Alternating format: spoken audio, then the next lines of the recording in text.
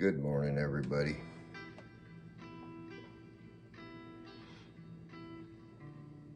Have a fine cup of Folgers here with me this morning. So good. 4 o'clock in the morning. Today is the 2nd of November, and this is the time of year when us folks that live out in the country and in the woods in Montana, we take out our rifles and make sure they're in good order, because we got to get our winter meat. I want to show you my rifle, my elk rifle. So this is a model 99 Savage, and I keep it in this leather holster scabbard for packing it on a horse, right? This is how this looks right here. This is my elk rifle, 300 Savage.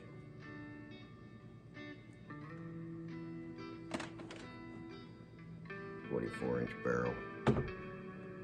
It's a dandy rifle.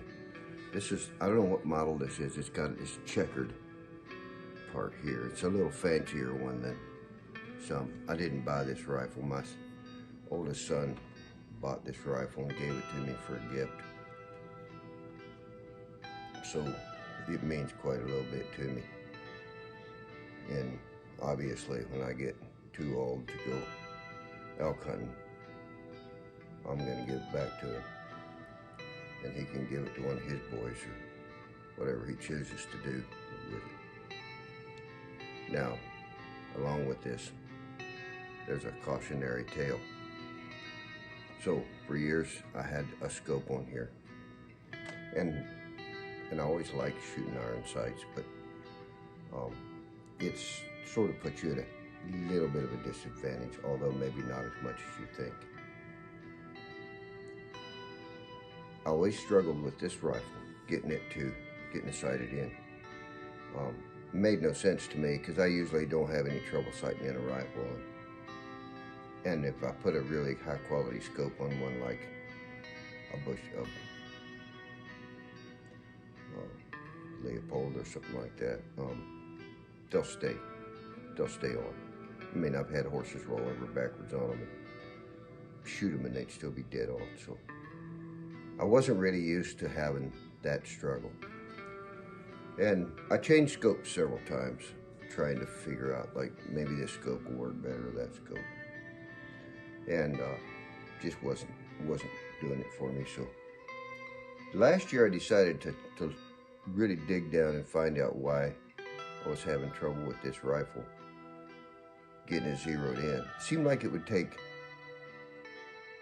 a dozen shells to sight my rifle in, which normally I could kind of bore sight it, and then 2 or 3 shots and it's good to go. So anyways, I'll tell you something. If you ever have a rifle like that, in my life I've had 2. One wasn't mine. It was a Model 88 Winchester that a fella had when I was a kid. He couldn't sight his rifle in. He gave it to me. He knew I could sight rifles in. I did a lot of them. And I was about 18 years old, and I took that rifle and I couldn't sight it in either. And I did the same thing. The same thing was wrong with this one. So to check it, one of the things, make sure you're opened up, unloaded. Take the rifle with the scope on it and look at down the barrel through your crosshairs of your scope. Oh, on this rifle, obviously I don't have a scope, so this gun's perfectly safe. I can see daylight through the barrel, so there's nothing unsafe about what I'm doing here. Look down through your crosshairs. If the crosshairs are way off on one side of the scope, looking through it backwards, it's because your gun is drilled and tapped crooked. I don't know how it happens. I'm not really a gunsmith, but I would assume that some of these rifles may not have been drilled and tapped new. And when they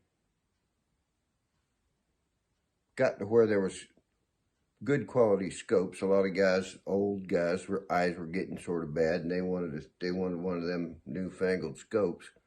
They'd take it to a gunsmith to have it drilled and tapped, and they didn't get it drilled and tapped straight.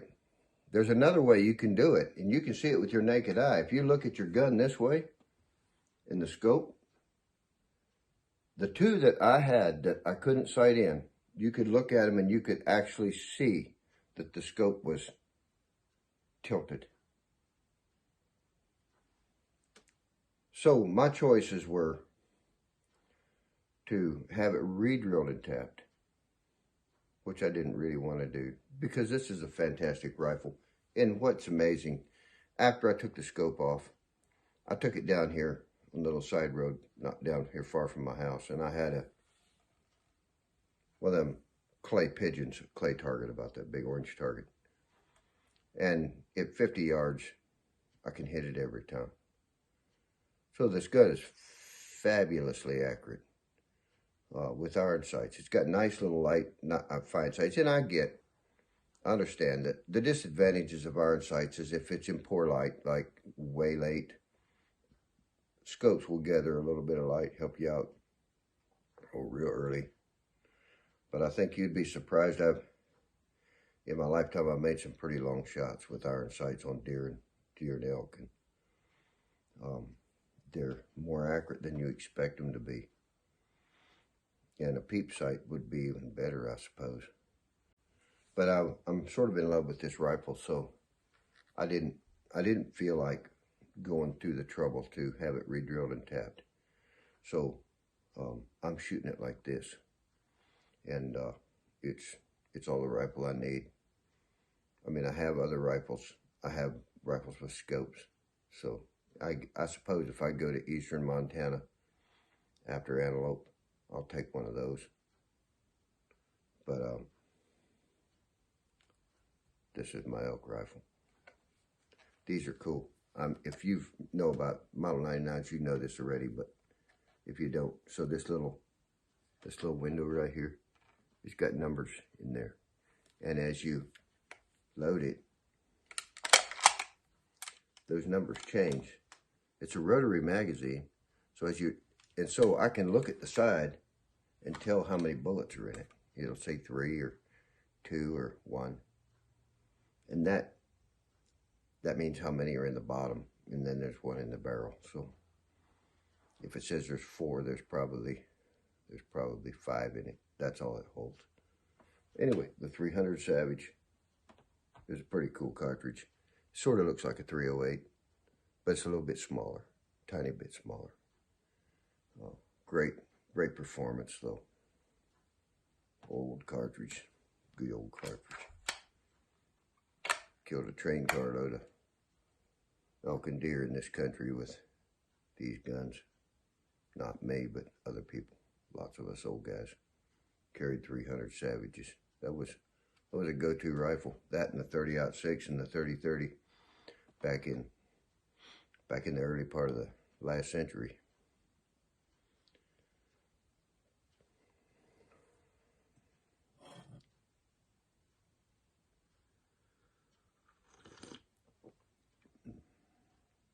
I like a rifle. It's nice to look at.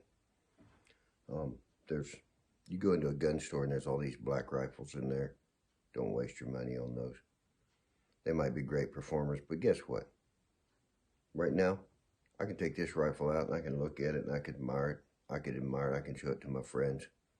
It's something worthwhile. Nobody's going to do that with a black rifle. Nobody wants to see it. It's just for shooting. It's like a claw hammer. Ain't nothing pretty about it. Go ahead and sell 3 of them junk rifles and buy a nice one, I'd say. God bless you. Thanks for listening. I hope all of you guys have a great hunting season. And I have already so far. I got a deer with my dad's rifle, so I already have a video out about that. So look that one up too. got a buck. Now I'm hunting elk.